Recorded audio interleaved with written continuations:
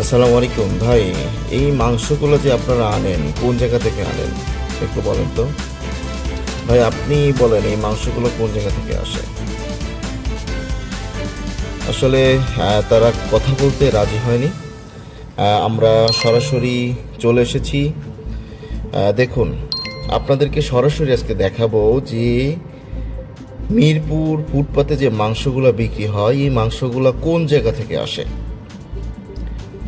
তারা মাংসগুলো পরিষ্কার করছে পানিতে পানিতে পরিষ্কার করে এরপর আপনার আলাদা করা যে মশলা আছে সেই মশলার সাথে আবার মাংস মিক্স করছে। এই মিক্স করে এই মাংসগুলো চলে যাচ্ছে ওই মিরপুরের ফুটপাতে। যখন একটি ব্যক্তি আপনার খাবার খাওয়া শেষে প্লেটে মাংসসহ রাইস রেখে দিচ্ছে, সেইখান থেকে আপনার মাংসগুলো বেছে বেছে একটা গামলায় নেওয়া হচ্ছে।